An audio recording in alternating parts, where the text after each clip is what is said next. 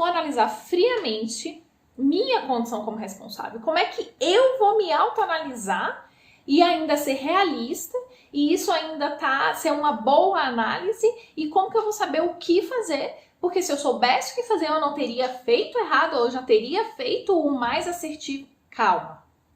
Não vamos nos desesperar. Você já parou para pensar o poder que tem a observação? Você já parou para pensar que a gente tem vários poderes simples, gratuitos e que a gente simplesmente abandona eles, nem utiliza? Talvez até porque sejam simples e a gente acha que não vai fazer efeito. Por que eu tô falando isso? Eu fui explorar em Braga, aqui em Portugal, a cidade. Fui ver, conhecer e acabei entrando num mood contemplativo. Ver toda a beleza da natureza, a perfeição do mundo, de forma geral, sempre me deixa extasiada. Eu já sou, por natureza, um amante da observação. Em pontos turísticos, a gente costuma ter um público variado, de tudo que é lugar, falando todos os tipos de idiomas, com idades diversas. E principalmente na Europa, que tem lugares lindíssimos, mas também era férias ainda que escolar quando eu fui explorar. E tinha muita criança e adolescente acompanhando seus responsáveis, né? E eu, obviamente, que não perdi essa oportunidade de observar aquilo que eu mais amo na vida, que é o comportamento humano. E a variedade de comportamentos de pais e filhos e as diferentes orientações para situações que, se não são idênticas, são quase idênticas. É impressionante.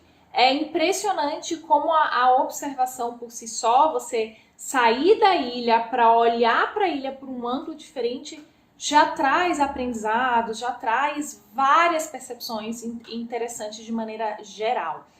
Quando nós estamos imersos em uma situação, seja ela uma situação dolorida ou seja uma situação alegre, a gente não consegue sentir as emoções nas proporções que elas deveriam representar.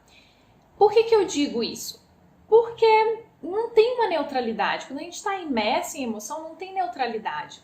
Não há uma observação e uma comparação com outras emoções ou outras situações que nós já vivemos. Então a gente poderia dizer aqui que a nossa referência ela fica comprometida. Se é algo grave, se é dolorido ou se é alegre, vai depender muito do que a gente está utilizando como referência. E com os nossos adolescentes também é assim. A gente pode, em alguns momentos, reagir super mal a um comportamento que é natural da fase ou que é característico até do seu adolescente, da personalidade dele. E em outros momentos a gente deixar passar orientações e correções que seriam importantíssimas para a jornada desse jovem. Nós temos um sistema de pontos, nós adultos, os adolescentes também, mas nós adultos temos mais experiência de vida, temos, enfim, mais vivência. E a gente usa esses pontos de forma inconsciente para a gente tomar as decisões e para a gente formar nossos julgamentos. Então, a nossa adolescência, a forma que nós criticamos a educação que a gente recebeu, seja ela de forma positiva ou negativa, até mesmo o próprio resultado do que nós nos tornamos. Em muitos momentos a gente compara os nossos adolescentes conosco, com a nossa adolescência, com a nossa realidade ou com a realidade de outros adolescentes ou outros pais que a gente vê ou ouve por aí em noticiário, na escola, do vizinho, enfim. E assim vai. Só que na nossa vida profissional, vira e volta a gente precisa fazer análise.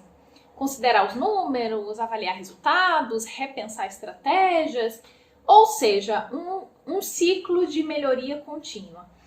Na educação dos nossos filhos, a gente também precisa se desconectar de quanto em quanto tempo desse avalanche de emoções que nós sentimos e que a gente também projeta sobre eles, para a gente ter uma análise realista do nosso papel e do desempenho deles. Saber se de fato a nossa condução vai levar eles e a nós também ao resultado desejado. Porque como pais, a gente também cria expectativas, a gente também tem desejos, a gente também tem ideias de como a gente gostaria que fosse. E compreender se a nossa condução, se a forma que a gente está lidando com as situações está criando um terreno fértil para eles desenvolverem e chegarem no resultado desejado é importante. Mas aí a gente para e pensa assim, meu Deus do céu, se nós temos emoções fortes, se a nossa referência está comprometida, como é que eu vou analisar friamente minha condição como responsável? Como é que eu vou me autoanalisar e ainda ser realista e isso ainda ser uma boa análise? E como que eu vou saber o que fazer? Porque se eu soubesse o que fazer, eu não teria feito errado, ou eu já teria feito o mais assertivo. Calma. Não vamos nos desesperar. Por quê? Esse exercício que a gente precisa começar, inclusive, a praticar o quanto antes para desenvolver essa habilidade de fazer uma análise fria da nossa condição, que a gente vai chamar aqui de se dissociar desse evento, se dissociar da emoção, do papel, para poder realmente se enxergar por um outro ângulo, por uma outra perspectiva e até com uma outra luz, projetando essa luz em vários locais, em vários cenários. Para que fazer isso e como fazer isso? Bom, a ideia é que ao fazer isso, utilizando esse poder da observação, você possa recalcular a rota antes do carro bater. Identificar os perigos que estão logo ali, mas em que em muitos momentos a gente não consegue ver porque a gente não olha um tiquinho além do hoje. E por isso a gente acaba não conseguindo perceber, não conseguindo recalcular a rota, não conseguindo ser mais assertivo, mais suave no processo. E aí quando eu falo assim, mas bateu o carro, vou recalcular a rota, eu tô falando aqui de qualquer perigo. Isso pode ser a conexão com o que você tem com seu filho, que quando se fragiliza é um perigo. Pode ser decisões perigosas que ele possa eventualmente tomar. Então a gente fala de recálculo de rota e de reanálise das coisas mais simples até as coisas mais pesadas, mais preocupantes. Então vamos testar aqui juntos esse processo de você se desconectar da situação. Vamos testar essas ideias para ver se você consegue fazer essa visualização, esse trajeto. E também para que você já comece a pensar aí, se perceber onde você está na habilidade para fazer isso. Então vamos lá, vamos fazer juntos. Primeiro passo é você escolher ou visualizar aí uma situação ou um evento que já foi vivido, mas que você deseja analisar, tá? Escolheu aí esse momento? Bom, uma vez que você sabe o que você quer analisar, eu gostaria que você revivesse isso. Só que agora, em vez de você reviver você dentro do papel, eu gostaria que você olhasse de fora, como se você fosse um espectador em vez do protagonista. Então, eu gostaria que você enxergasse a situação como um todo, inclusive se enxergasse de fora. Esse é o primeiro passo. O segundo passo é você tentar compreender ou descobrir que forma que o seu filho vê ou sente a mesma situação que você está avaliando através dessa observação que você está fazendo de forma fria como um espectador. Então, quando você olha para essa situação, quando você assiste essa situação, o que você acha que seu filho percebe? O que você acha que ele sente? O que você acha que é a emoção que está falando com ele, que está falando com você nesse cenário, tá? Esse é o segundo passo. Se a situação for mais generalista, Aline, eu tô analisando algo que, na verdade, sempre acontece, ou então fazendo uma análise geral. Então, pense nos comportamentos dele ou dela, pense nos seus comportamentos nos dois formatos. Tanto de forma conjunta, o conjunto desses comportamentos, o que eles querem me dizer, que mensagem eles passam, mas também de forma isolada. O que cada comportamento desse, representa. Então, o conjunto de comportamento é o estresse, é a desarmonia, é a briga, é uma semana sem falar, não sei o que, não sei o que. O isolado é a raiva, o gritar, o mexer o braço de determinada maneira, o bater a porta. Tenta imaginar essas situações, esses comportamentos juntos e isolados e qual mensagem eles passam. Beleza até aqui? já conseguimos identificar a situação, reviver essa situação, olhar ela como espectador, tentar entender como que os nossos filhos se sentem ou veem ou percebem essa situação. Agora, pense nessa mesma situação, mas agora com comportamentos e falas diferentes da que você usou. Talvez com um temperamento mais calmo, ou então um temperamento mais ativo, ou mais compreensivo, ou talvez só fazer mais perguntas do que falar, ou ficar impondo o seu ponto de vista e tentar entender o do outro. Enfim, diferente do que você fez, de uma maneira melhor. Como seria essa situação? Consegue ver? Consegue enxergar agora que a situação já passou? Qual seria a forma que você gostaria de ter agido naquele momento se você tivesse uma cabeça fria? Deu certo? Conseguiu visualizar? Bom, agora pensa no reflexo que cada comportamento tem, mesmo depois que o evento aconteceu. Então, ok, eu errei, eu fiz isso, ou ele errou, ele fez aquilo. Tá, mas e aí? Depois do evento, depois da situação, depois do que aconteceu? Qual é o impacto? O que ficou ressoando depois do que aconteceu? Pensa aí nisso. Qual foi, de fato, o aprendizado e a informação que seu filho recebeu ou que você recebeu? E qual era o aprendizado, a informação que você desejava que ele tivesse recebido e internalizado ou que você tivesse recebido e internalizado com a situação que aconteceu? Perfeito. Conseguimos então compreender o que era, por que foi daquela forma, como poderíamos fazer diferente. Agora, pense num evento que ainda não aconteceu ou que talvez nem venha a acontecer, mas que seja ou igual a esse ou parecido, situações que podem ser parecidas com essa que você viveu, né? E aí agora pense como que você gostaria de se comportar se você tivesse a oportunidade de pensar antes de agir no momento. Qual seria o comportamento mais assertivo? Qual o comportamento que produziria maior impacto? Qual o comportamento que seu filho absorveria mais o conhecimento? Qual o comportamento que geraria menos estresse para você? Qual seria esse comportamento se situações iguais ou parecidas como essa acontecerem no futuro? Tenso, né? Pensa aí.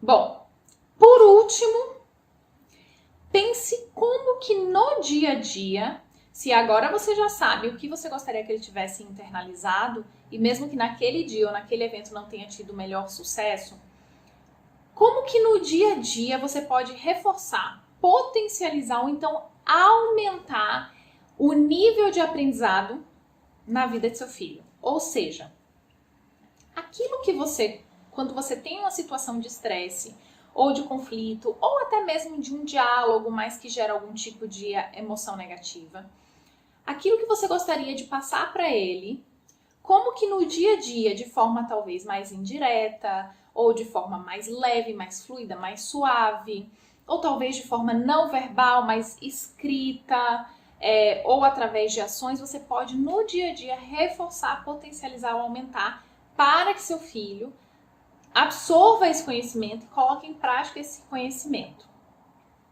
Pensou? Pensou? Pensou? Bom, isso aí que você pensou é o que você precisa botar em prática.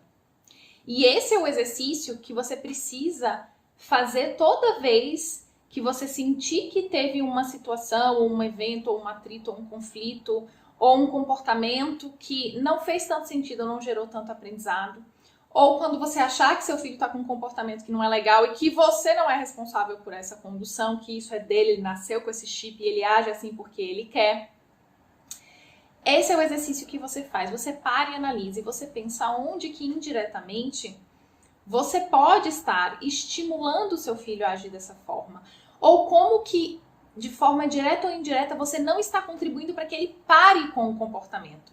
Porque, de fato, às vezes um comportamento ou uma situação pode vir de forma voluntária do adolescente, mas como responsáveis, como encarregados da educação desse adolescente, nós temos a responsabilidade de brecar esse comportamento, de suavizar, de redirecionar.